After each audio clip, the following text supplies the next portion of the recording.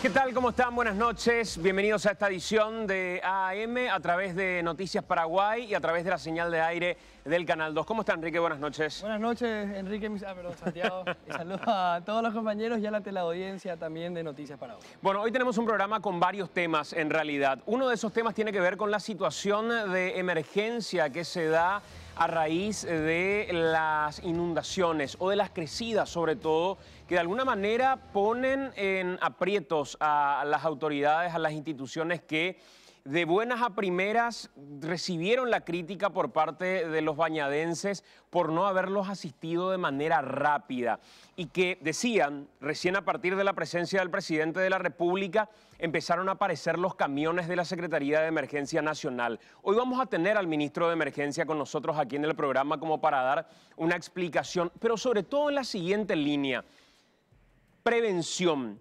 ¿Es posible o no es posible? Recuerdo que las veces que hablamos de esto hubo una especie de enojo por parte de las autoridades diciendo ¿cómo se puede prevenir una situación como esta? Yo insisto, se puede prevenir sabiendo que cíclicamente nuestros problemas son exactamente los mismos.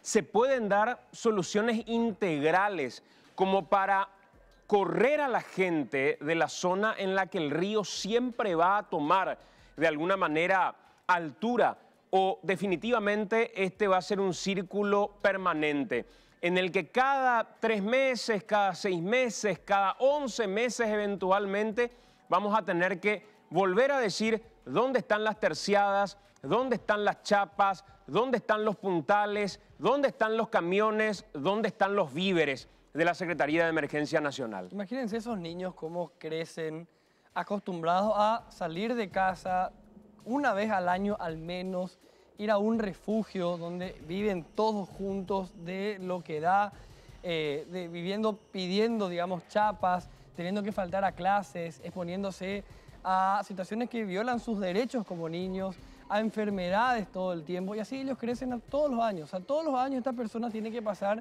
por esta situación tan difícil, tan deprimente y que es cíclico. O sea, sí o sí va a ocurrir de vuelta en el 2020. En el 2021 va a ocurrir otra vez. Hace unas semanas tuvimos una inundación que sí fue algo que se salió de lo cíclico, digamos, porque se debió a la intensidad de las lluvias, estas personas salieron de sus casas, volvieron otra vez. Bueno, esto que está ocurriendo ahora sí ya es parte de lo normal, parte de lo que va a ocurrir siempre, salvo que se busque una solución a largo plazo. ¿Cuál es el costo político que nadie se anima a asumir? Pasan los presidentes, pasan los intendentes. ¿Por qué nadie quiere tomar un costo político? Es darle una solución de fondo. ¿Cuál es esa solución? Hoy leía que el ministro secretario de la Presidencia de la República, Julio Ullón, decía que ya se llevaban más de 2.600 millones de guaraníes invertidos en esta situación básicamente de asistencia, de emergencias, de viviendas que tienen que ser de manera precaria levantadas. ¿Todos los años tiene que ser esto lo mismo? ¿O hay alguna solución integral? Sí. La culpa es de aquellos que se instalan sin querer mudarse y si es así, ¿por qué no lo decimos de manera abierta? Si la culpa es de las autoridades que no tienen la posibilidad de responder a la demanda de viviendas que de alguna u otra manera tienen que ser levantadas, como hoy decía la exministra de Senavitat, Soledad Núñez, a través de su cuenta, San Francisco fue una solución integral para esto. Pero da la sensación que si lo hizo otro gobierno no tiene que ser mencionado, porque cada logro tiene que ser de cada gobierno. Seguimos estancados en la estupidez que hace, lejos de políticas integrales, competir a sectores políticos entre quiénes son los que llevan las chapas, los puntales, los víveres, la asistencia, los camiones a su gente, o si damos o no soluciones integrales a problemáticas que son de verdad cada año reiteradas. Así mismo. Y incluso cuando, digamos, no se quiere asumir el compromiso de una solución a largo plazo. ¿Por qué? Porque tal vez el proyecto de solución conlleve muchos problemas a corto plazo, conlleve que los logros no sean de este gobierno, sino capaz del gobierno siguiente, porque por el tiempo que puede durar eso. Y a eso me refiero cuando digo el costo político. Y también el hecho de saber que va a ocurrir cada año. ¿Cómo puede ser que en materia incluso de resolución de emergencias, de parches, sigamos siendo tan lentos y sin poder tener ya todo listo? Hoy publicaban fotografías de otros países, de campamentos que ya se arman previamente sabiendo que tal vez va a haber una inundación, ya se preparan esos campamentos. Ahí veían ustedes recién las imágenes de un paseo central que se convirtió en un refugio donde las casas tenían televisión, tienen aire acondicionado y esas conexiones las hace el que más sabe de electrónica del barrio, que estira un cable por 30.000 guaraníes de una columna de la Ande, con el riesgo de morir. Bueno, así viven en emergencia. Ni siquiera tenemos la posibilidad de parchar o prepararnos para el parche correspondiente sabiendo que va a llegar la situación. Y hoy también en AAM les vamos a mostrar algo que en contrapartida también nos genera anualmente. Escuchen bien esta cifra, más de 2.000 millones de guaraníes. Un mini hospital, pero que funciona en el Poder Legislativo. Cosas increíbles que hemos encontrado en un recorrido, Enrique, sí, que nos va a permitir a nuestro compañero Ricardo Alderete tenerlo consultando con odontólogos, nutricionistas, clínicos, psicólogos que trabajan en este lugar. ¿Qué es lo que tienen dentro de este mini hospital que nos cuesta más de 2.000 millones de guaraníes por año? Además de lo que ya nos cuesta pagar el seguro VIP de legisladores y de integrantes del Poder Legislativo. Una cosa increíble que va a ser parte de un recorrido que nos va a traer nuestro compañero Ricardo Alderete. Y trae unos 30 funcionarios, incluyendo nutricionistas que trabajan en este mini hospital que está en la Cámara de Diputados. Ricardo estuvo en ese lugar, las cámaras, pudimos ver un poco de qué se trata esto, de lo que tanto se habló en la semana. ¿Cómo puede ser que Perla Paredes, una mujer que fue condenada a la cárcel, que después logró salirse con una medida alternativa, pero fue condenada a la cárcel justamente por planillear que siga siendo trabajadora del staff médico de la Cámara de Diputados, intentando justificar para qué sirve esto? Recién veían ustedes la sala de espera. ¿Alguna vez vieron por televisión una sala de espera tan vacía? Y esto que es ridículo. Fíjense con orgullo lo que muestra el médico director de esta unidad, una pileta. O sea, imagínense que lo que vamos a mostrarles esta noche forma parte de algo que raya lo ridículo en un país que, en contrapartida, tiene carencia de insumos básicos en hospitales públicos o carencia de médicos que directamente no están porque no dan abasto en el servicio público, pero que en contrapartida de nuestra plata, de nuestro presupuesto, además de lo que les pagamos en seguros VIP privados, tienen que estar en el Congreso de la Nación. Pero eso no es todo, porque también recorrimos las calles de Asunción, San Lorenzo y Lambaré. Así mismo, van a ver ustedes, bueno, algo que ya conocemos, vamos a debatirlo aquí en AE. Vamos a mostrar un poco lo que algunos tal vez parece que no ven cuando transitan habitualmente en estas calles de la zona metropolitana. Hablamos de Asunción y inmediaciones a la capital del país, donde vive gente que todos los días entra acá, donde vemos el panorama que la lluvia de los últimos días nos permitió salir con las cámaras y ver cómo queda Asunción, cómo quedan nuestras calles después de unas lluvias que se dan durante 3 días. Llovió tanto como para que se destruya de esta manera la calle. ¿Por qué tenemos el problema de los baches de hace tanto tiempo y es algo que parece que no se puede y no se va luego a solucionar? Bueno, recorrimos las calles, recorrimos los baches y vamos a ver lo que captaron las cámaras de AAM esta noche aquí en Noticias Paraguay. Vamos a hacer nosotros la primera pausa de esta edición de domingo. A la vuelta de la pausa ya está con nosotros el ministro secretario de Emergencia Nacional.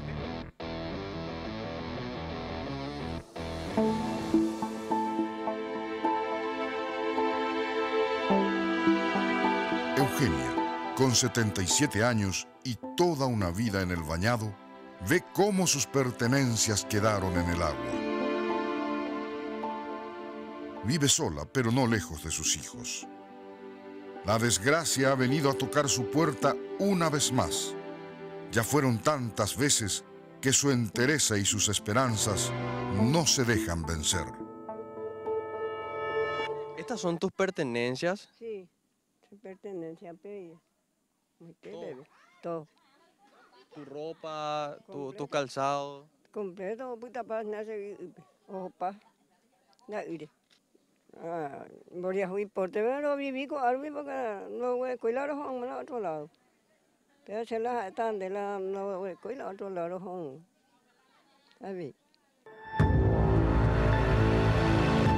Laura, de 18 años, ya tiene su casa absolutamente llena de agua. Como puede, empieza a salvar algunas cosas y empieza a pensar a dónde ir. Hoy hace un mes que me mudé y ya me estoy mudando otra vez. Ahí en la pieza de mi mamá me estoy mudando por mientras, porque no me vino el camión ni nada. ¿Y te dijeron que iba a venir? Y me dijeron que iba a venir, pero nada, no pasó otra vez. Vinieron a mirar y sacaron todas fotos, eso, y se fueron todos. Triste salir de así. Acá yo le vi crecer a mi hijo desde que nacieron. Siempre en este barrio nomás. Lo peor de todo es que la ayuda no viene. Eso hace como un mes atrás también así estaba yo, pero cuando eso tenía terciano no tenía. Estaba todo tuyupá, el agua estaba a la mitad de mi pieza, ahí recién vinieron a ayudarme. Mi sueño era tener una casa material y donde no hay que huir y huir del agua. Eso nomás, un lugar estable.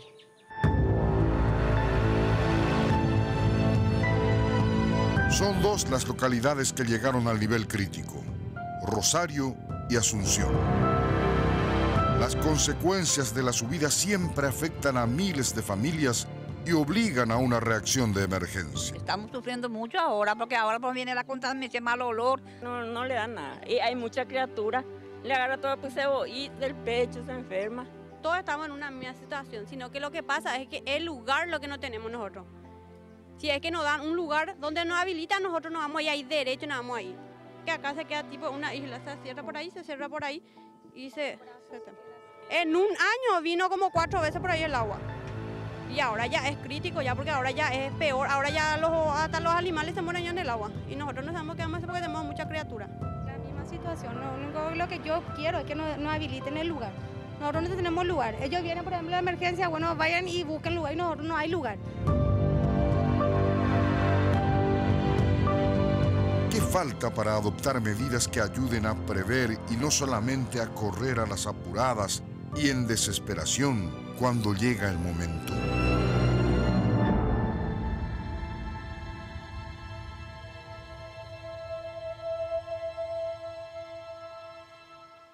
Esa es la pregunta que le dejamos abierta al ministro secretario de Emergencia Nacional. Acá estamos hablando, ministro, buenas noches, de gente que se rehúsa a salir de estos lugares, teniendo casas en las que podrían ir o no hay casas suficientes para la cantidad de gente que está en los bañados. Buenas noches, ministro.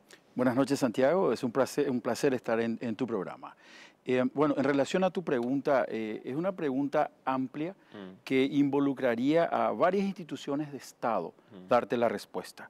Yo, como Secretaría de Emergencias, formo parte del eslabón que estaría acompañando una solución definitiva a todo esto que hoy está viviendo nuevamente Asunción por un lado y departamentos del Chaco en otro contexto por la gran cantidad de lluvia caída, en donde tenemos también comunidades aisladas por efecto de lluvias y el impacto de estas en la infraestructura vial. Pero por ministro, tanto, insisto nomás en esta línea la pregunta de manera muy concreta.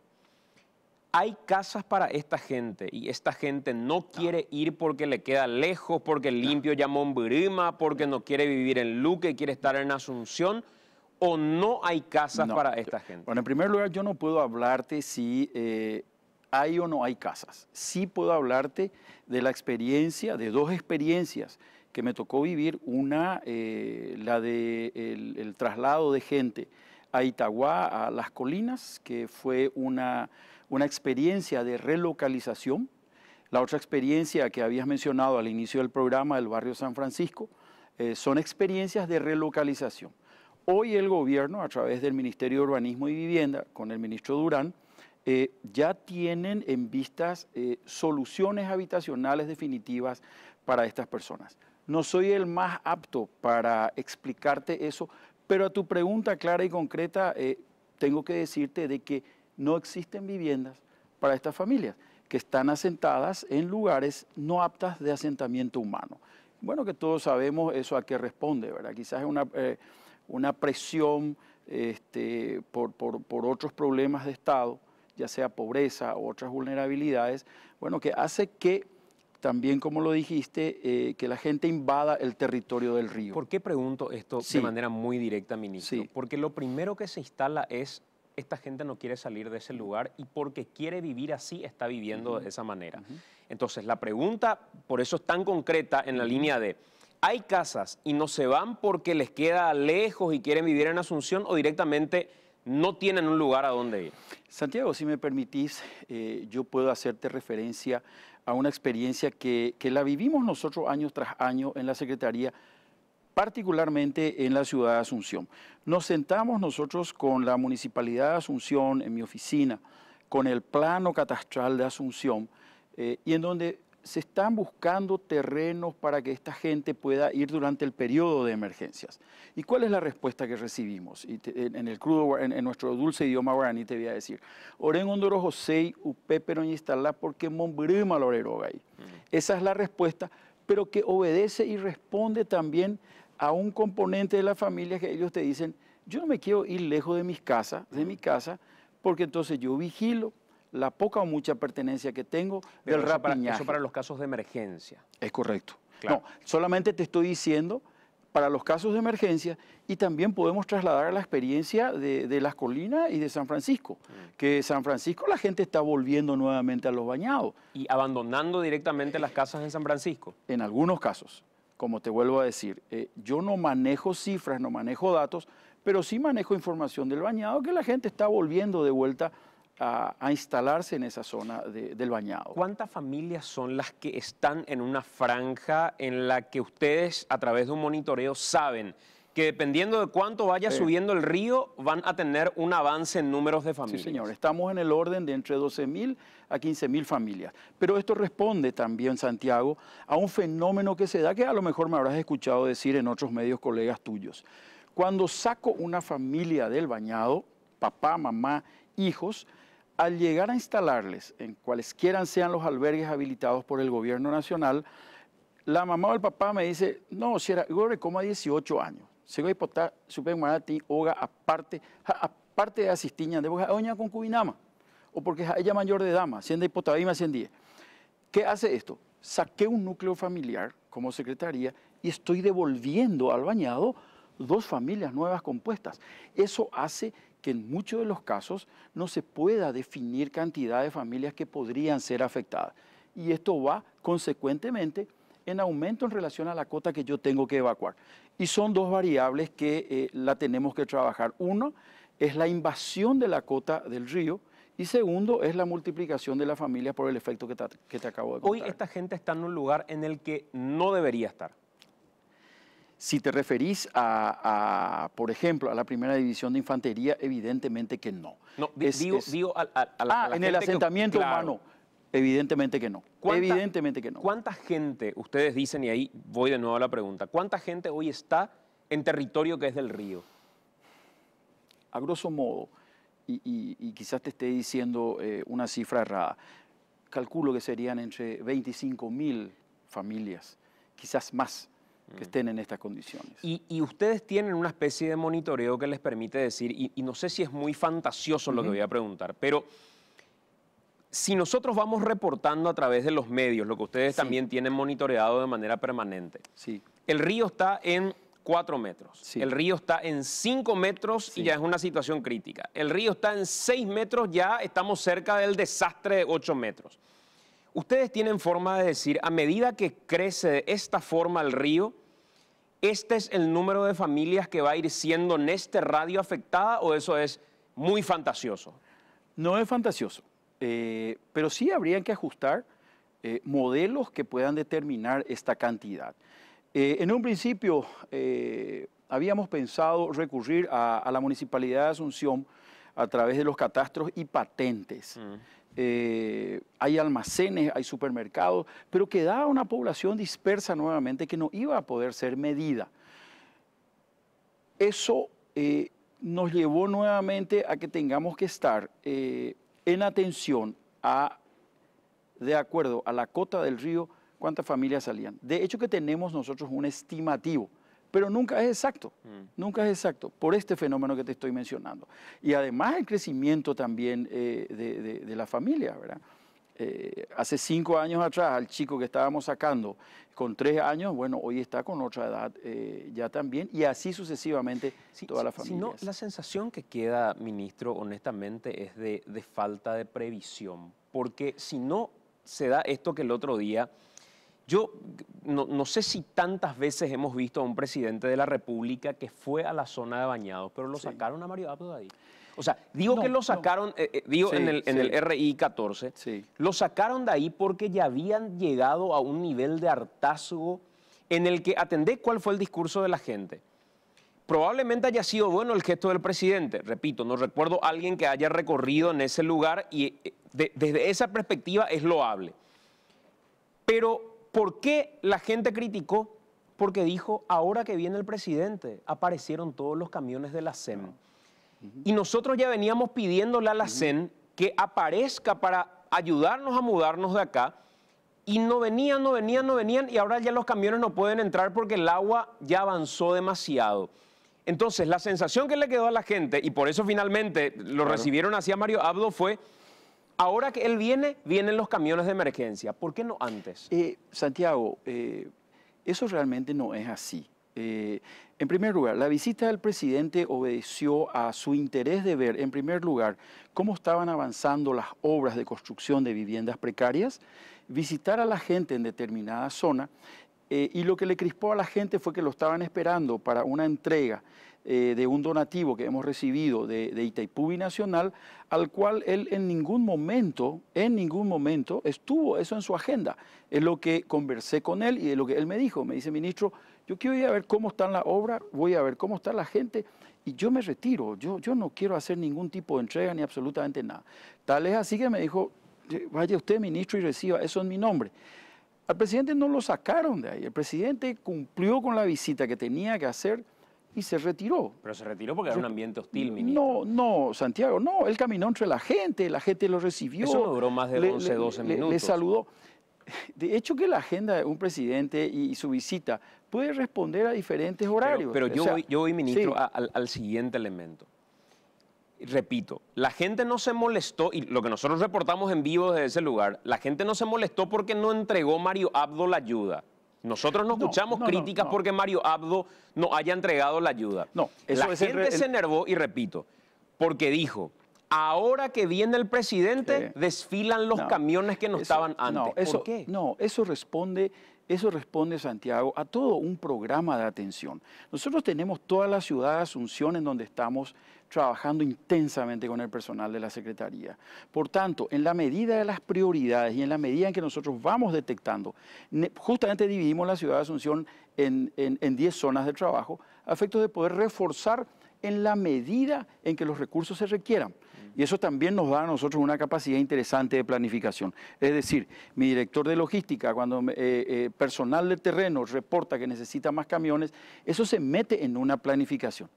Hoy nosotros tenemos 103 camiones trabajando en toda Asunción. Y haciendo un poco memoria, cuando el presidente visitó la Secretaría de Emergencia Nacional, que todo el mundo dijo que era de sorpresa, yo conversé con él y me dijo, me voy yo a tu escritorio a ver cómo están las cosas. La directriz del presidente en ese momento fue la de reforzar las operaciones en ese momento, y lo cual lo hemos hecho, ¿verdad? Con activa participación de las Fuerzas Armadas, camiones del Ministerio de Obras Públicas, camiones del Ministerio de Desarrollo Social, del INDER. Todos esos camiones están hoy al servicio de la ciudadanía a través de la Secretaría. Yo noto claramente eso, ministro, pero repito, salvo que vos me digas, recién a partir de la visibilidad de estas cuestiones, desde el propio gobierno le dan pelota a la Secretaría de Emergencia o a la situación de emergencia. Porque, a ver, nosotros reportábamos a diario y no teníamos ese desfile de camiones de la Secretaría de Emergencia, de las fuerzas militares. Ahora hay hasta policías que se ponen el pantalón y van y se meten ahí al agua. Y hay fotos y uno dice, pucha, pero espera, acá en un momento se hizo clic. Y lo que no había en materia de presencia y de asistencia, ahora están teniendo de manera acelerada. ¿Ocurrió algo? No, eso responde, Santiago, a lo que habías mencionado, ¿verdad? El río va subiendo y el escenario y las necesidades son diferentes. Yo mismo hablé con el comandante de la policía pidiéndole camionetas y vehículos. Es decir, esto responde a las condiciones en las cuales está la población. Es decir, con 4,20 metros, cuando está trabajando la Municipalidad de Asunción y la Municipalidad no me dice, te pido por favor que me apoyes, no son activados los mecanismos, asumimos de que el municipio está trabajando con todos sus recursos.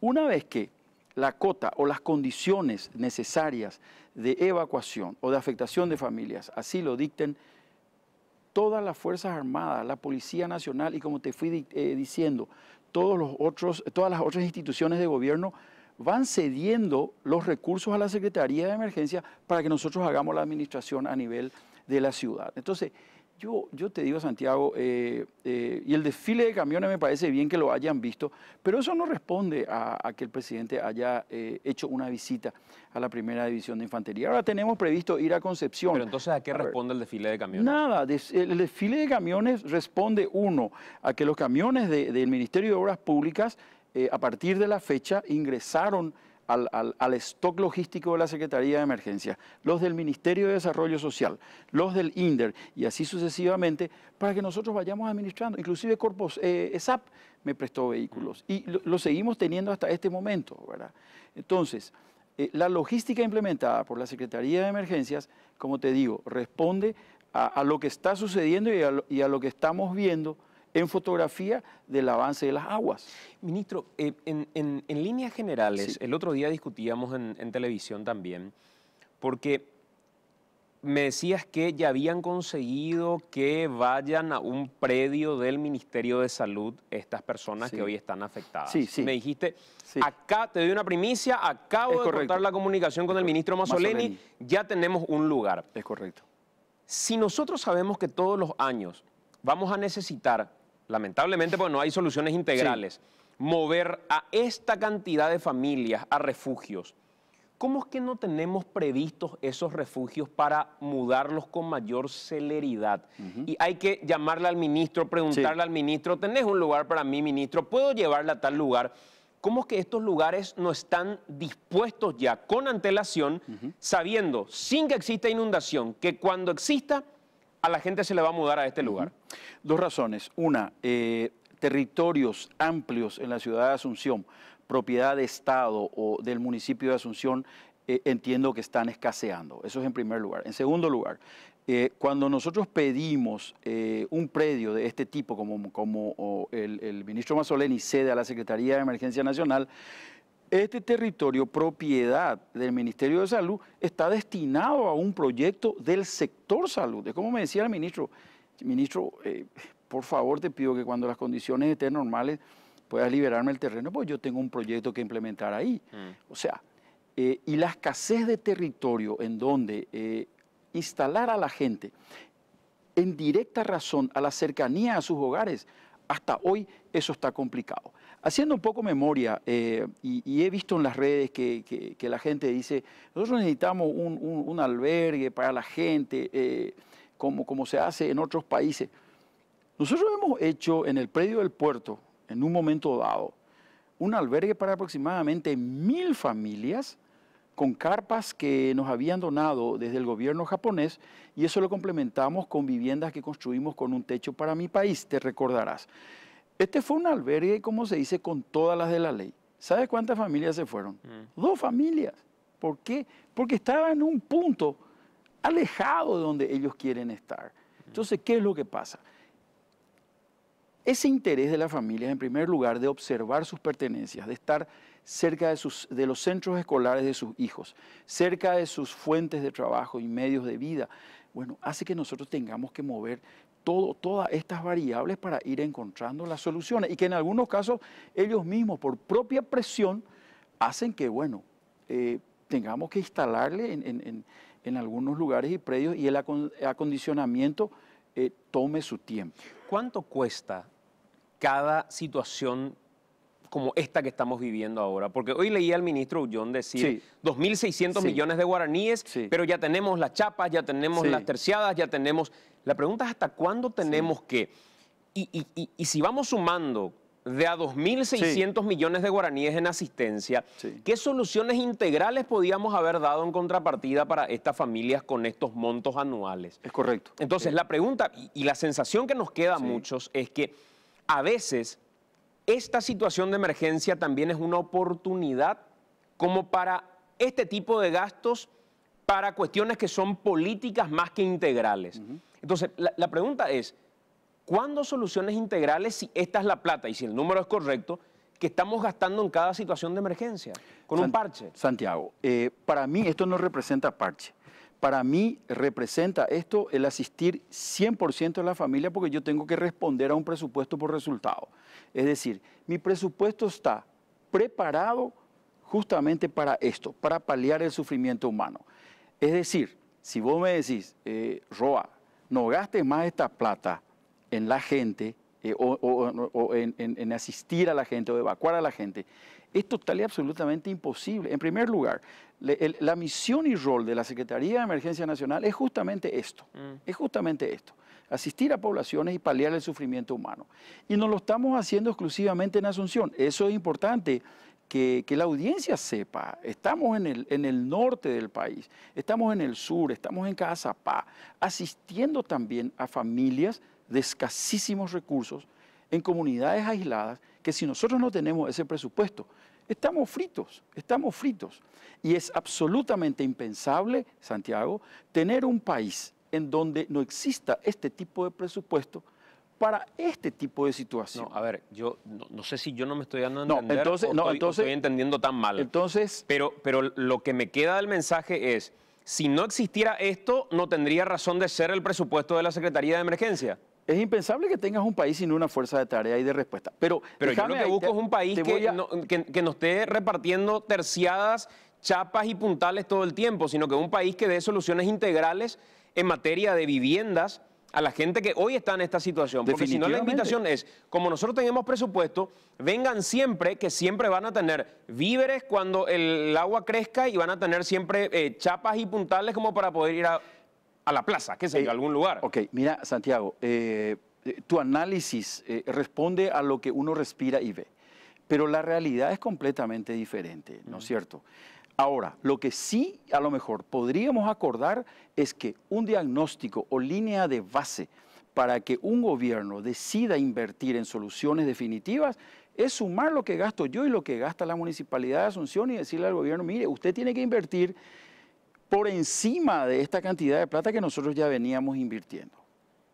Entonces, lo que quiero nomás decirte, Santiago, es que las veces que ocurra esto, una institución como la Secretaría de Emergencias, como la Dirección de Protección Civil de Perú, como SINAPROC de Panamá, van a tener que invertir y gastar en la gente para paliar el sufrimiento humano. O sea, de eso se trata, finalmente, ¿verdad? Yo honestamente lo que creo es que un gobierno, cualquiera que sea, el que haya pasado, el que haya tomado en algún momento la administración, lo que debería buscar es soluciones integrales a este tipo de problemas. O sea, para mí que se siga cada año sabiendo que vamos a ir aumentando el presupuesto para chapas, para terciadas, para kits de alimentos, en situaciones de este tipo que podrían llevar ya a la gente, como en el barrio San Francisco o Las Colinas o en otro lugar, con soluciones integrales, la emergencia va a seguir existiendo, pero con otro tipo de rostro. O sea, probablemente ese dinero que hoy estoy invirtiendo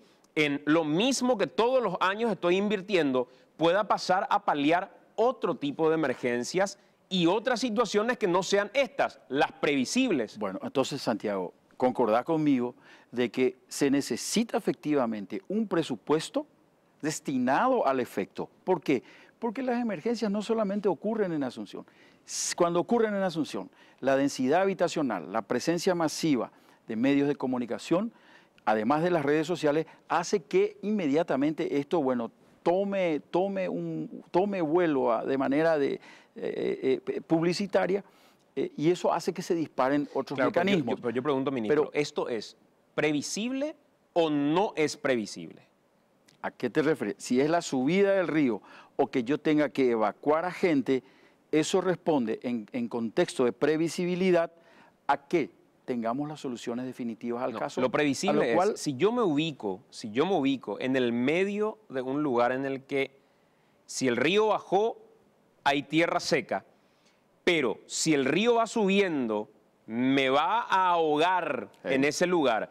¿Eso es previsible o no es previsible? El contexto de prevención al cual estás apuntando responde a que mecanismos legales e instituciones se encarguen de que estos territorios no sean de asentamiento humano. Bueno, pero a ver, eso en ¿la un crecida del contexto río de es marco previsible legal o no? ¿Yo sé qué va a pasar o no sé qué va a pasar? No, la crecida te va a venir, vos dijiste al inicio del programa, exactamente.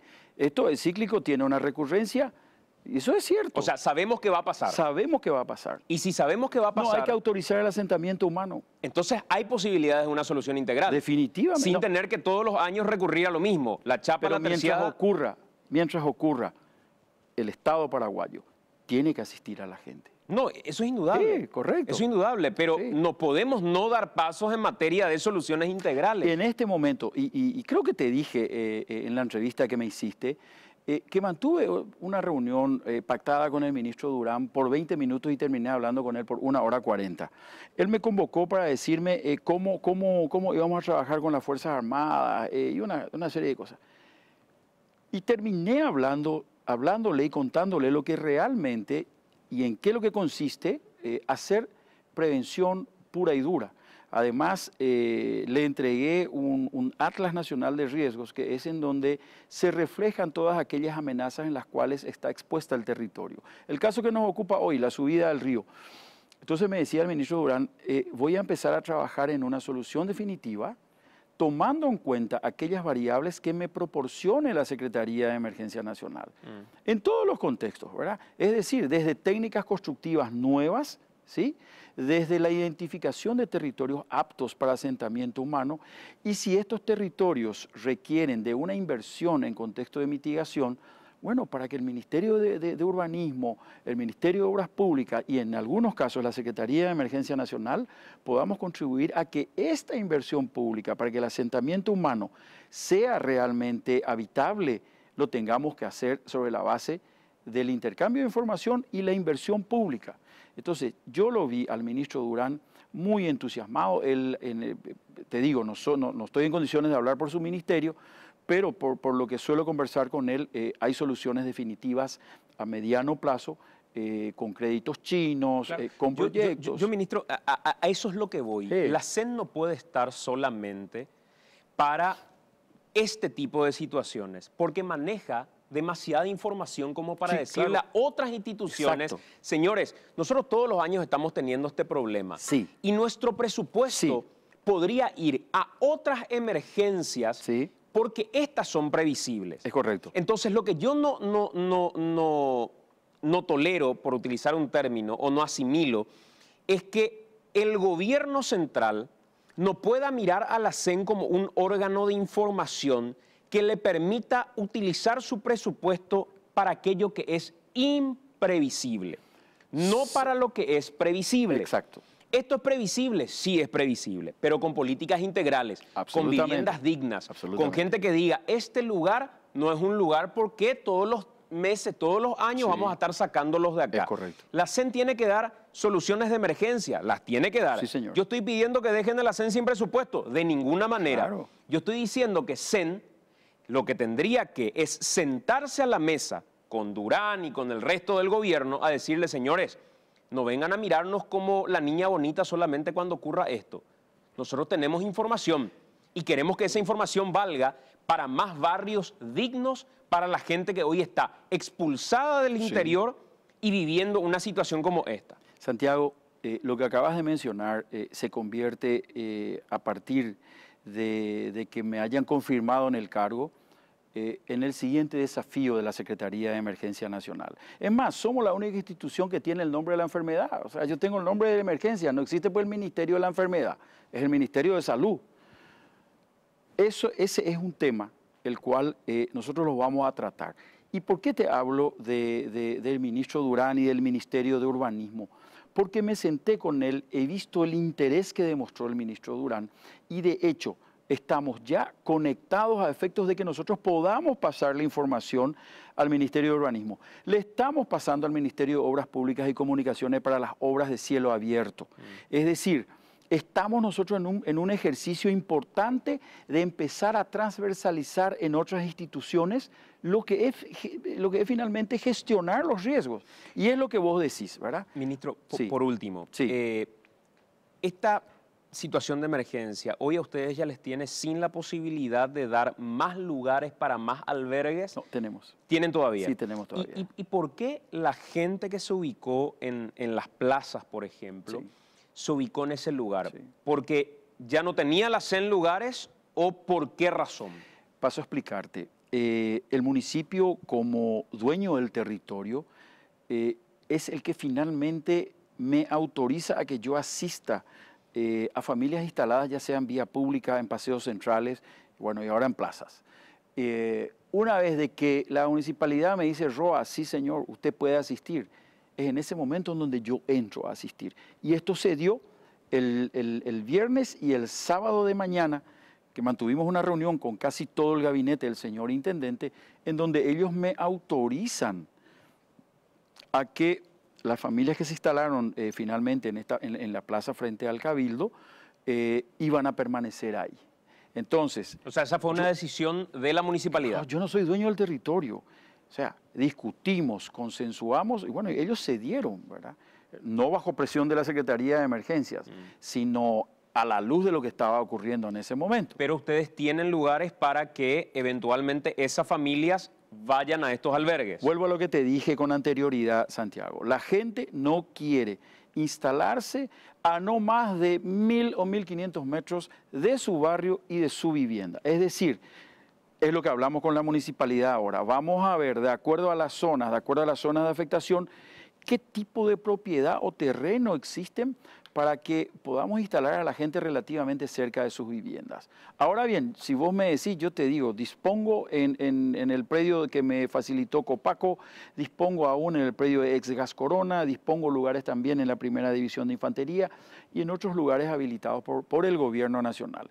Ahora vamos a sumarle lo que el municipio está atendiendo para que podamos tener ya una cifra global atendiendo a que nosotros vamos a empezar a asistir a la gran mayoría de las familias que están fuera de sus casas. Ministro, gracias por acompañarnos, muy amable. Al contrario, Santiago, fue un gusto y creo que el tema que hemos tocado y que has tocado es algo que no tiene que terminar en AAM. Es algo que hay que traspolarlo a las instituciones y mucho te agradezco por lo que vertiste sobre la Secretaría de Emergencias.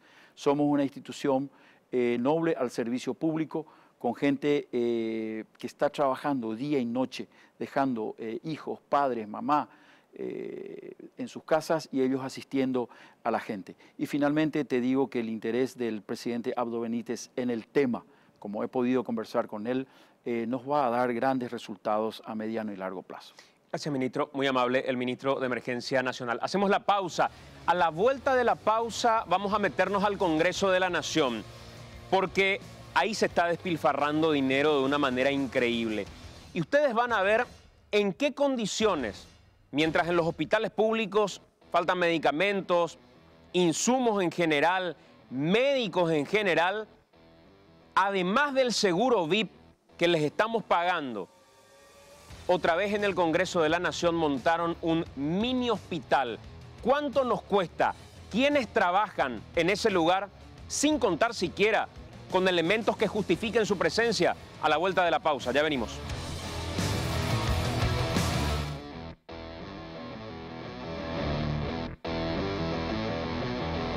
El costoso mini hospital que está en la Cámara de Diputados. Allí estuvo Ricardo Alderete. Ricky, ¿cómo estás? Buenas tardes. Buenas noches, digo. Súper bien, Enrique. Justamente fuimos hasta el Congreso para ver cuántos son realmente los que están en la dirección médica, qué es lo que hacen específicamente y cuánto se gasta en eso mensual y anualmente. A ver.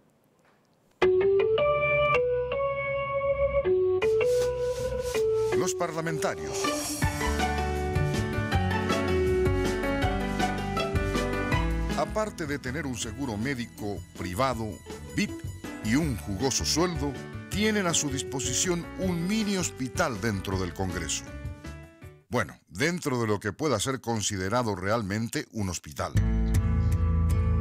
Un espacio físico integrado por una recepción con salita de espera, 3 consultorios y un comedor.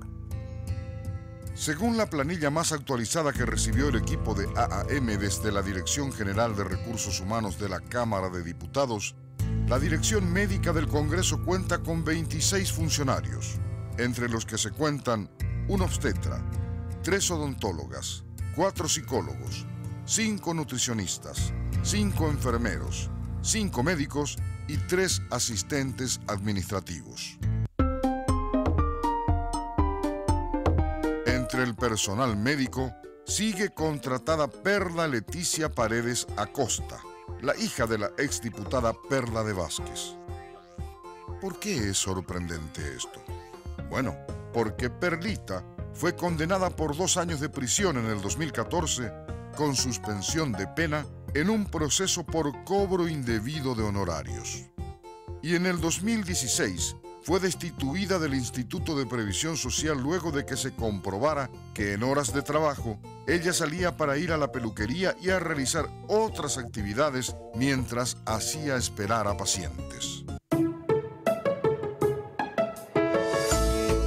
Fuimos hasta el Congreso para ver cómo funciona la dirección médica. Y esto fue lo que encontramos. Esa es la mesa de médicos. ¿Esa atención es exclusiva de los funcionarios o puede atender cualquiera? Sí, ella te llama a poder entrar. ¿Sí? ¿Podría pasar un ratito nomás?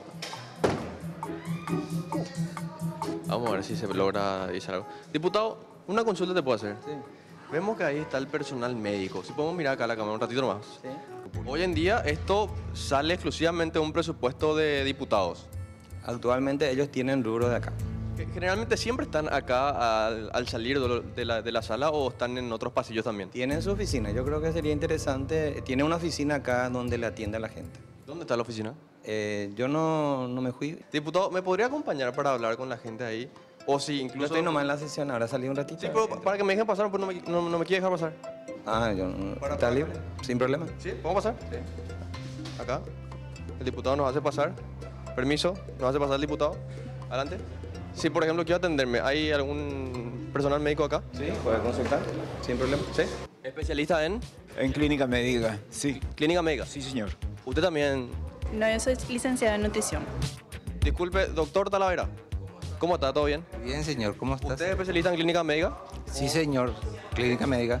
¿Esta atención es exclusiva para los diputados, para el funcionario del Congreso o para cualquiera que ingrese incluso hasta acá y necesite alguna atención médica? En realidad que para todos, señor. ¿Y hasta cuántos funcionarios, digamos, actualmente trabajan acá dentro del Congreso? Funcionarios de... médicos, digamos. Ah, perdón, de médicos. Y en total estamos 30. ¿A qué responde, honestamente, doctor y director de este equipo, a qué responde esta necesidad de tener un personal de blanco, un personal de médico acá para diputados, para legisladores que evidentemente no necesitan, incluso tienen seguros VIP, y no distribuir en otros sectores del área de salud pública que evidentemente requiere de suma urgencia, pero están acá? Bueno, en realidad que no es tan así, ¿verdad? Toda institución, hay un decreto que es la 14.390/92 que dice que en toda institución tiene que haber un equipo médico para brindar los primeros auxilios. Como esta es una institución legislativa que acude muchísima gente al día, porque son 1.000 a 1.500 personas que generalmente ingresan dentro de la institución, ¿verdad? Entonces se requiere. Nosotros tuvimos muchísimos casos ya de urgencia. La medicina es muy compleja. Por decirte, el diputado Cándido Aguilera estuvo acá en sesión, tuvo un dolor precordial agudo, automáticamente de acá le hicimos los primeros auxilios y le llevamos al San Roque, y creo que en 40 minutos le hicimos su cateterismo y recibió 2 stents. Y gracias a eso está vivo, ¿eh? Pero para esa urgencia, doctor, se necesita un personal de 30 médicos disponibles luego. No puede llamar a una ambulancia nomás que le derive a urgencia. Justamente te estoy diciendo, se quiere reestructurar la dirección médica. De que se cierre la área médica, yo creo que no. Porque es muy difícil no tener médicos que te salven en forma de urgente, señor. ¿Perlita de Vázquez está dentro del equipo médico? Está. Ella es nombrada. Y si usted pasa por recursos humanos va a ver su marcación es biométrico. Y ella cumple perfectamente. En realidad... ¿O no condena porque nunca cumplía de eso, doctor? ¿Sabe qué es lo que pasa? Puedo cumplir. Cambió, Perlita. Sí, señor, cambió y ustedes pueden pasar. Usted se ríe, pero es la verdad. ¿Puede ser un chiste, doctor? No, no es un chiste. Pueden pasar por recursos humanos de su marcación, porque eso a nadie le puede dar el dedo para que le marque. Viene, cumple, tiene paciencia. Cumple todos los días en horario. Todos los días que le corresponde, ella está acá. Para casos de emergencia, y en esa misma bolsa de casos de emergencia entran los nutricionistas, psicólogos, odontólogos. Que en el caso de los odontólogos y nutricionistas realmente la situación es sensacional, porque los odontólogos no tienen ni siquiera un lugar donde poder atender, ni silla donde poder atender a sus pacientes. Están nomás ahí. En este siguiente material vemos qué es lo que ellos pueden hacer de atención ahí, de urgencia, justamente como ellos mencionan eso, qué es lo que hacen regularmente y la cantidad básicamente de las atenciones que tienen ahí en este mini hospital dentro del Congreso. A ver. Este servicio, digamos, de licenciatura en nutrición o un plan nutricional también es para cualquiera que llegue hasta acá. Ella está ayudándome por el hecho de que nosotros están para cualquier cosa también. Ellos necesitan también tener productividad, por lo que ella, por ejemplo, es una licenciada que trabaja muchísimo y me consta. Ese es para el pulso, ¿verdad? ¿O no? Es el saturómetro. ¿Ese qué es? Vamos a probar. ¿Ese es para el dedo? Para el dedo, saturómetro. ¿Podemos probar? Sí. Te vamos a controlar la presión primeramente. No pensé pasar por esto. Pero alguna vez podías pasar. Sí, alguna vez. Atendemos también a mucha gente de la fuerza que se sienten mal, de repente la atendemos también. ¿Sí? Claro que sí. 120-80 tiene licenciado. 120-80. Marcamos. Ahí está, ¿viste? Re bien estoy. 12-8 hay que mantener nomás. ¿Qué tal eso? ¿Bien? Más que ¿Espectacular? Tiene 97 de saturación, doctor. 97, ¿qué tal, doctor? 87 de pulso. 87 frecuencia cardíaca. ¿Eh? Está acelerado. Acelerado. Y si me da como estoy sudando. Sí. Si hay un paro le podemos reanimar también, con mucho oro. Tenemos todo para reanimar, tenemos todo para suturar. En el caso que tengas alguna herida te podemos suturar también. Si me corto algo. Si te cortas algo tenemos todito. Mira, Te estoy controlando tu azúcar en la sangre, tu hemoglucotés. Azúcar en la sangre, 104 tiene, doctor. Esto es lo básico a lo mejor que nosotros hacemos aquí. A lo mejor ustedes pueden tomar como broma, ¿verdad? Pero nosotros estamos acá para los primeros auxilios, ¿verdad? Estamos acá para ayudarle a la gente que necesita. Dirección médica. Llegamos finalmente a la sala. Vamos a ver si es que hay alguien. Queremos saber cuánta gente básicamente se atiende por día acá dentro de la asistencia médica. Hoy exactamente 17 personas, 18 personas va a ser con la persona. Sí. ¿Qué tal, doctor? ¿Cómo estamos? Ahora ya nos recibe, ya nos recibe acá en la oficina el doctor. Este es el día 2. Esto para... ¿Cómo está, doctor? ¿Dónde se atiende a las personas que vienen a buscar atención odontológica? En realidad que hace cuestión de 2 años que venimos pidiendo una silla odontológica para que las odontólogas puedan cumplir su tarea de odontología, ¿verdad? De doctora en odontología, pero hasta ahora no estamos consiguiendo. O sea, atienden en uno de estos espacios que hay acá disponibles. No, acá no tenemos sillón odontológico. Eso sí, no tenemos sillón, no hay. ¿Y dónde atienden entonces? En realidad que hacen lo que otras personas están haciendo, trabajo de enfermería. Acá enfrente hay un comedor universitario, un comedor de niños huérfanos. Y allí se van a hacer atenciones bucales, acá enfrente. Pero también sin ningún tipo de... en una sillita, tampoco hay un lugar donde puedan atenderle a esas personas apropiadamente. En realidad que hacen programas preventivos para la salud bucal. Bueno, está nutrición. ¿Tienen también un lugar aparte o también cómo trabajan ellas? Bueno, las nutricionistas atienden acá. Acá hay 3 consultorios. Este es un consultorio, ahí enfrente hay 2 consultorios más. Y ellos atienden allí en los consultorios de nutrición. ¿Cuenta con alguna ambulancia en particular la dirección médica o es dependiente directamente de otro servicio de ambulancia? No, nosotros no contamos con ambulancia propia.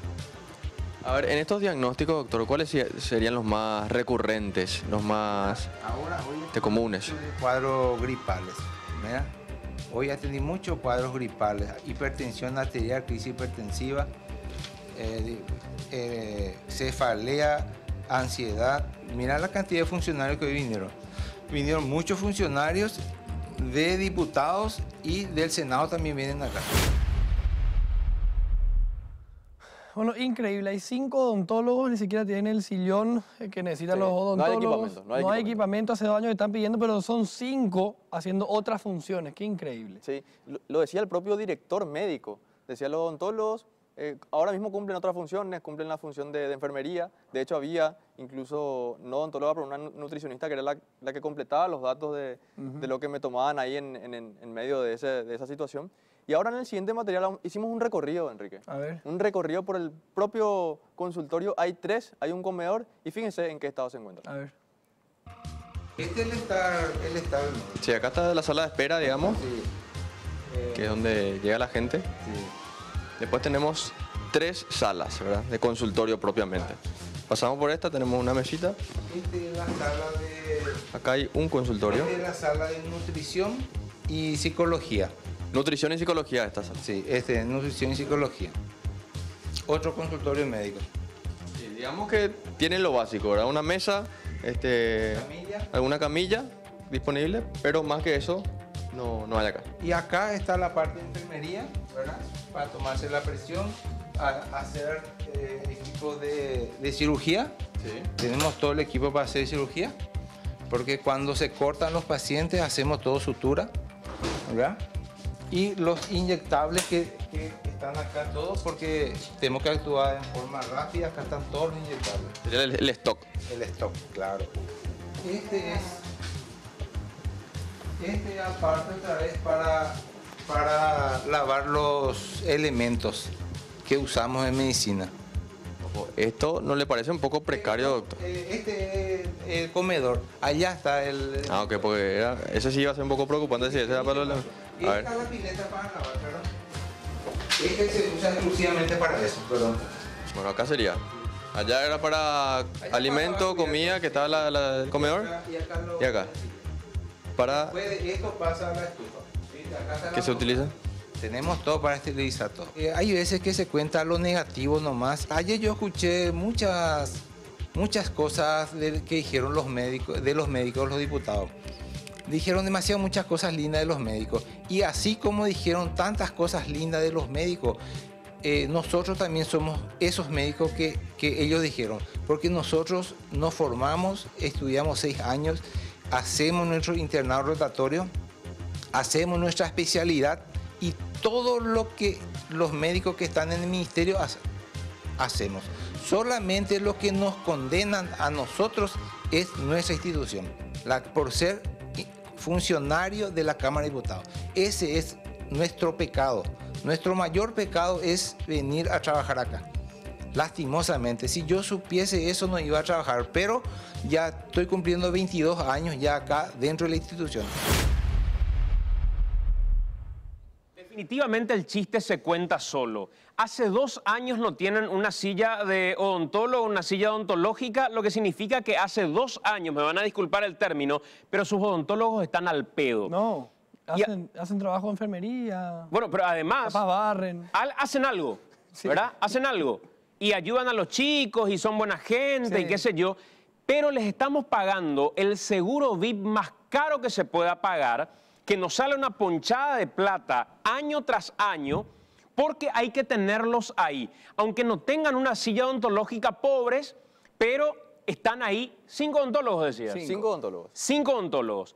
Tienen nutricionistas, aunque les pagamos una nutricionista, o las nutricionistas que quieran, como para ir a su seguro y de alguna manera ser asistidos. Además, justifican diciendo que es para casos de urgencia. No tienen ambulancia.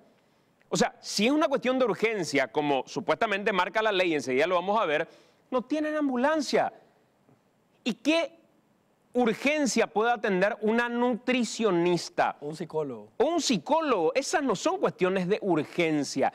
Este es un esquema que básicamente lo que hace es, con nuestra plata, llevar a médicos, medicamentos que faltan en otros hospitales y me dirán, es muy poco, Ningo, para tanto escándalo. Imagínense que hay otros lugares donde directamente no cuentan con esto y deberían porque son lugares públicos. Pero este es el Congreso que tenemos, señores. A ver, tenemos unos datos acá con Ricardo para ir compartiendo con la teleaudiencia. Sí, A ver, tenemos el desglose de la cantidad de funcionarios y cuánto cuesta esto por mes y por año. Fijémonos en esta primera información. Ahí está. Sí, hay 26 funcionarios en total. Sí. Decimos 5 médicos, 5 enfermeros, 5 nutricionistas, 4 psicólogos. Son 4 encima los psicólogos. Sí, 3 odontólogos, 3 asistentes administrativos, una obstetra también dentro del Congreso. Y esto nos cuesta más de 170 millones por mes y más de 2.000 millones de guaraníes por año. Claro, solamente en esta dirección médica del Congreso. Aparte del súper seguro que cobran. Pueden ir al mejor odontólogo, al mejor psicólogo y bueno, además de eso tienen todo esto trabajando allí en una sala de espera que Sí, veíamos estaba vacía. y no solo eso, hay luego un seguro odontológico. ¿Tiene aparte un seguro ellos. odontológico? Sí, y aparte de ese mira. seguro odontológico que tienen ellos, también está esto acá dentro del Congreso disponible para ellos. Fijémonos en la siguiente información. Esta dirección médica se crea porque nos decían, bueno, pero esto no ocurre nomás desde el año pasado, no es que desde este año nomás se pensó en crear esto, no. Esto se crea ya desde el 26 de julio del 2004 por una resolución de número 360 y el director es con quien estábamos hablando en todas las entrevistas, ¿verdad? Del mismo de siempre. Carlos Alberto Talavera, que ni siquiera sabía dónde quedaba el lugar para limpiar los instrumentos que utilizan ahí en la dirección médica. Y está trabajando ahí en el 2004. Y él trabaja 15 años allí. Y no sabía dónde quedaba. Bueno. Y es director desde el año pasado. Fijémonos en la siguiente información, desglosando un poco esto, porque nosotros fuimos hasta el Congreso y pedimos una información de cuál es el fundamento realmente de la creación de esta dirección médica. ¿Por qué que se necesita justamente 30, 26 médicos dentro del Congreso para que realmente ellos puedan tener esta asistencia? Y nos decían, esto es textualmente lo que ellos nos respondieron en un informe desde la Dirección General de Recursos Humanos. Su fundamento de creación se basa en la Ley 213/93 que establece el Código de Trabajo que dice, atiendan esto, el trabajador en la prestación de sus servicios profesionales tendrá derecho a una protección eficaz en materia de salud, seguridad e higiene en el trabajo. Esto como primer punto de argumentación que nos dan ellos del por qué se crea esto. En el siguiente punto de argumentación, ellos nos dicen que también se fundamenta en la ley que establece el Sistema Nacional de Prevención de Riesgos Laborales, que dice textualmente, y atiendan esta parte que es interesante, además de los riesgos físicos, existen riesgos psicosociales. Es decir, pobres los senadores y diputados que por estrés, por depresión, por una violencia laboral inclusive, esto tienen como argumento del por qué se crea.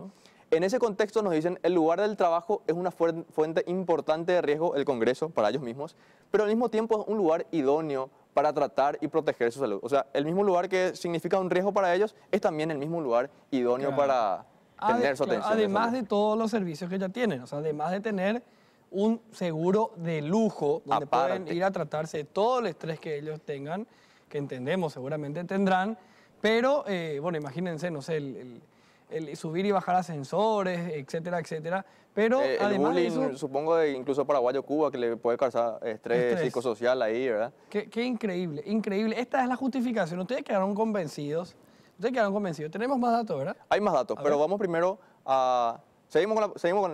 vamos a ilustrar lo siguiente que nos dan ellos como argumentación de esto. Por último nos dicen, por lo cual, una ley por la que se aprueba el Reglamento General Técnico de Seguridad, Higiene y Medicina, en estos puntos que argumentan ellos. En todos los establecimientos y centros de trabajo existirá un servicio de primeros auxilios. También el personal médico guardará relación con el número de trabajadores y todos los centros de trabajo dispondrán de un botiquín de emergencia. Pero fíjense en esta argumentación. O sea, la ley dice que se dispondrá de un botiquín de emergencia, de un sistema de primeros auxilios. Sin embargo, ellos montan casi todo un equipo de 30 personas para cumplir con esto que nos dice que no fundamenta. tengan botiquines de emergencia o enfermeros trabajando para casos de emergencia o para las sesiones interminables cuando pasa algo, ¿verdad? Se recordaba el caso de un diputado que alguna vez se salvó su vida gracias a eso hace 6 años. Nadie habla de los servicios de emergencia, hablamos de lo absurdo, de las odontólogas, 3 sin una silla. Bueno, a ver qué más. Tenemos ahora, en contrapartida, ¿cuál es el seguro que ellos tienen luego ya, de hecho, por estar en el Congreso, por ser parte del Congreso? En la Cámara de Diputados ya tienen un monto adjudicado, esto por el 2019 y 2020, o sea, por el lapso de un año, 14.000 millones de guaraníes en seguro médico, directamente. Esto es aparte de lo que ellos tienen ahí como seguro inclusive. En la siguiente, esta licitación ya fue adjudicada. Ya se gastó. Sí, esto se está gastando en realidad, porque es 2019 y 20. Así mismo. Esto lo hizo, firmado el diputado Miguel Cuevas, un contrato abierto para prestación de servicios de seguro odontológico. Este es el siguiente seguro que tienen ellos. Aparte del seguro médico, hay un seguro odontológico. A ver la siguiente. Esto estamos repasando para que tengan en cuenta que aparte de lo que ya tienen luego ellos, tienen un mini hospital dentro del Congreso. Sí. En Senadores tienen un seguro de Santa Clara, ¿verdad? Por más de 12.000 millones de guaraníes. Y esto correcto. a modo de repasar nada más la cantidad de seguros que ya tienen luego ellos por ser legisladores y aparte ese mini hospital dentro del Congreso. Bueno, señores, la reflexión queda para ustedes. Como dijo Santi, el chiste se cuenta solo. Todo esto se gasta, además de tener ese mini hospital. Y la argumentación, ustedes me dirán si se quedaron o no convencidos. Hacemos una pausa, a la vuelta estamos con más.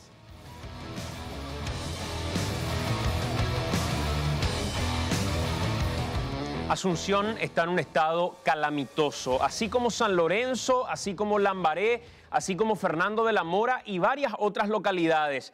Lo vimos en un recorrido y tiene que ver con el hartazgo de la gente que ya no sabe qué hacer para poder circular, porque antes al menos se podía desviar algún que otro camino. Hoy ni siquiera eso. Absolutamente. Incluso hubo obras en la semana en avenidas tan importantes y en hora pico. Increíble. En cada bache la gente recuerda al intendente de Asunción, Mario Ferreiro. ¿Qué se ha hecho hasta ahora para poder circular? Veamos.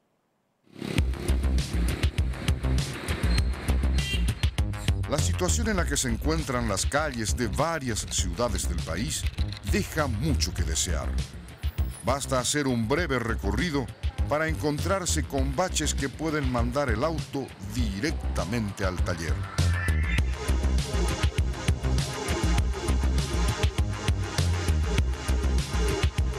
Empezamos nuestro recorrido por las calles de Asunción buscando baches y nos encontramos ya con esto, acá sobre la avenida Artigas.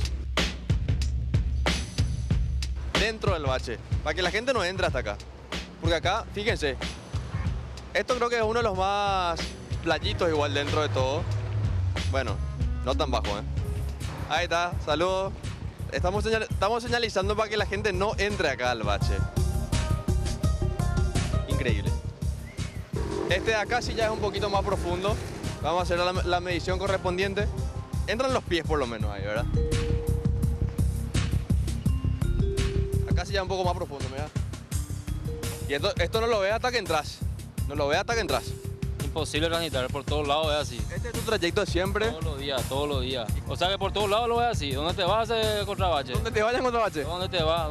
No hay caso. ¿Dónde te vas te sale? Donde ahora la costanera y todo hay bache. Donde te vas te encontrás con bache, te dicen. Mira, fíjate lo que es. Muchas ocasiones el tren delantero se descompone, las cubiertas se rompen. Acá sí está jodida la situación. Seguimos sobre la avenida Artigas y encontramos ya otro lugar donde hay baches. Y estos baches bien pronunciados. Un poco más profundo. Este es uno de los más profundos hasta ahora, ¿eh? Llega hasta pasando un poco el tobillo. ¿Sí? ¿Está fea la calle? Fea la calle. Fea la calle. Justo salimos de la señalización para que entre. ¿Qué tal la calle?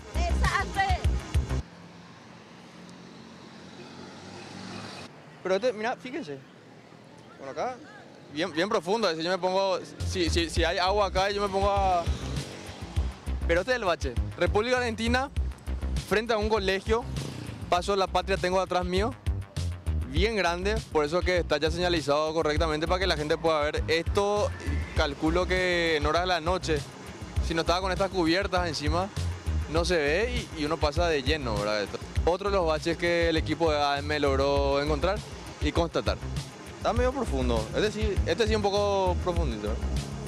Señalizamos acá para que la gente que venga pueda ver que acá hay un bache y de este lado hay otro bache. Los dos son bastante profundos en realidad. Sobre Cerro Corá, pleno centro de Asunción. Pero no solamente la situación de Asunción es caótica, también... Estuvimos en la ciudad de Lambaré, fíjense. Fíjense este bache, la medición correspondiente. Ahora sí. Un poquito, si esto está lleno de agua, llega hasta el talón, ¿eh? Esto sí es profundo. Esto ya está profundo, ya llega un poquito más mi tobillo. sientes del estado de las calles? Desastre, una vergüenza. Tenés que estar sorteando ahí. No solamente son a Lambaré, ahora estamos viniendo de Fernando de la Mora. Que también es terrible. Terrible. Y acá vos venís, rompés tu vehículo, pero sin asco. ¿Qué te parecen las calles acá de Lambaré? Y la verdad, en todo el trayecto tenés que estar esquivando baches. Nunca arreglan acá la ruta. ¿Suele transitar mucho por Lambaré? Sí, mucho. ¿Sí? Casi todos los días me voy pasando por mi trabajo. ¿Y el estado de las calles? Feísimo. Desastre, falta un poco de arreglo. ¿Esta es la calle más fea? ¿Una de las más feas o no? ¿Dónde hay más feo? Hay allá, Cacique, allá sobre Luis María Argaña también. Dios mío, es una vergüenza, un desastre, cada vez peor y nadie se pone las pilas para solucionar. Y fatal, amigo, esto no es cosa de un día ni 2 días, esto lleva tiempo acá, casi todo, desde que se hizo el asfalto prácticamente. ¿Sos de Lambaré vos? Acá a 2 cuadras.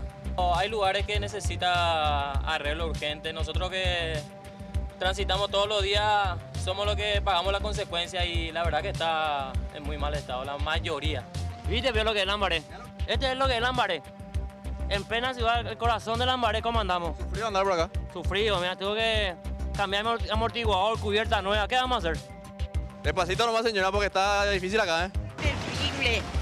¿Pero dónde lo que no? Decime. Desastre, totalmente desastre por todas partes. ¿Cuál es la parte más fea? Cacique, Obando y otras arterias también. ¿Más adelante hay también o no? Más adelante ya no.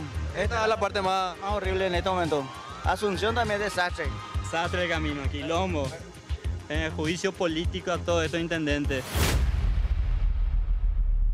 Se fue al vino, pero los baches continúan en San Lorenzo.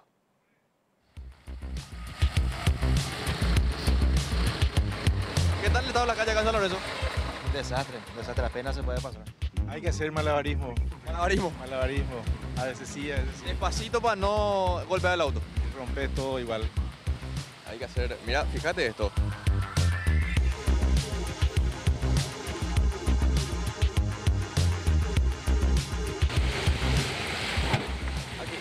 Tira. A ver. ¿Te puedo preguntar algo un ratito? El estado de las calles. Desastre, calamitoso. Calamitoso. Escuchámoslo un ruido ahí cuando pasó.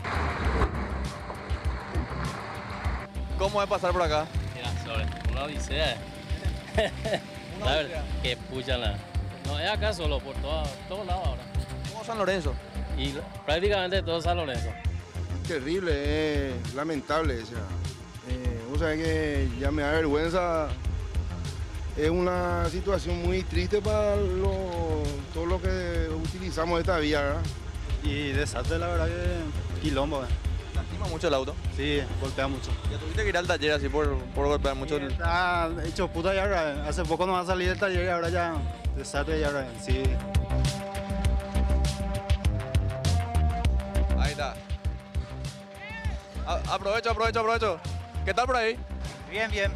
Peleando acá. No, cada vez que paso por acá me acuerdo de Albino Ferrer, o sea, de todo lo que decía que él hacía bien a San Lorenzo. Pero... Dijo que en 60 días iba a cambiar todo San Lorenzo. Creo que por ahí va ahora, no, y cada vez que me acuerdo de su cara cuando paso por acá. Desastre, amigo, desastre. ¿Te caíste ya alguna vez? No, todavía no, pero desastre, amigo. Un desastre es un sufrimiento de todos los días. ¿Dolor de cabeza? Más que dolor de cabeza, de bolsillo. Hace poco mi camioneta entró en el taller. Mínimo un 2.800.000 sale. ¿Por culpa de los baches? Por culpa de los baches es un peligro, así que no anduvo nuestro intendente.